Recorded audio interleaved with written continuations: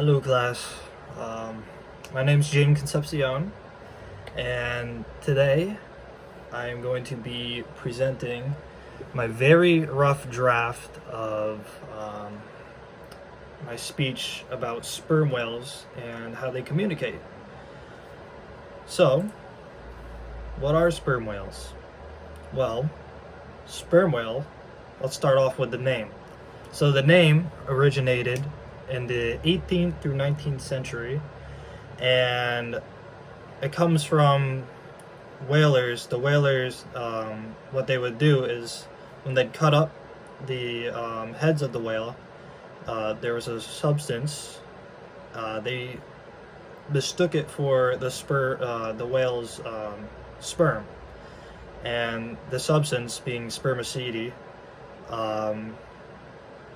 wasn't actually the whale's sperm. It was more of a oily substance, and they use it for lubrication.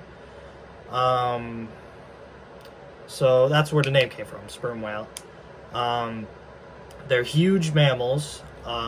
They're actually the biggest toothed mammal ever on Earth. Males can reach 60 feet long. Females can reach up to 38 feet. They also are deep sea divers, and they can reach depths up to 10,000 feet, which is crazy, absolutely insane. The reason why they go to this depth is because their prey, primarily giant squids, live down there. This is proven through scars left on the whale's face, and in the stomachs of whales they've discovered squid beaks. So that's how they found out that is what their prey is. So sperm whales, they can also live up to be 70 years old, which I thought was a very, very fruitful age. I thought that was pretty interesting. Being so huge, I didn't think they'd make it that long, but apparently they do. And what this whole presentation is about, they're great communicators. So, to communicate, you need to make noise. Well, you don't need to, but when you're living under the water and you're thousands of miles away from other whales, you're going to need to be loud. So what the sperm whales do is they make a clicking noise. And to make this clicking noise, what they'll do is they'll take air from their bodies and they'll shoot it through the right nasal passage in their, and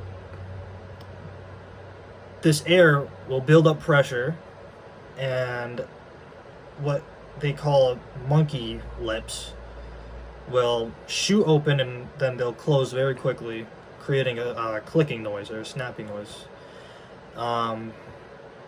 And what they do to get this clicking noise to be so loud to travel through the water for further distances is they'll that noise will reflect off of air sacs inside the head, and this air sac, it'll amplify the sound as it comes out to the water. And a fun fact is that the clicking noise, it can reach up to I think it was 240 decibels. And to put that into reference, 150 decibels is the sound of a fighter jet that a fighter jet makes. So very loud. Hypothetically, it's enough to kill a person by not shattering, but it'll do damage to your organs, is what it'll do. And onto the sperm whale communication. So sperm whales, researchers have found that they have a sort of ABCs what this means is because they don't talk like we do as humans, they use their clicking as sort of a Morse code. And this Morse code, they'll do it in certain patterns, and it'll mean certain things. And so they know this, and they communicate with these certain patterns or certain frequencies or whatever, which I think is very, very cool. And also, they hold conversations, which I didn't believe at first. I thought that was very strange until I did further research, but what you'll find is that these whales, in the prime time of these whaling companies going out and hunting these whales, what would happen is there would be a spike in the whale hunting, so a spike in the whales' deaths and how many were captured. But what would happen is, at some point, they would start to drop. What these whales would do is they would tell other whales that these people are hunting, and what they'll do is they'll try to hide, or like they'll look out for these ships and they'll start diving down and they'll hide from these hunters, which I think is really cool. I have consensus decision making. So another thing is that these whales will have conversations, and as a group they will come to a decision, where they want to go or how fast they want to go to said destination. And another thing that I want to add is that these whales, when they're conversing with each other, there is no interrupting. So like what I mean is, a whale will talk and another will talk at the same time, and they'll just keep going. There's no stopping.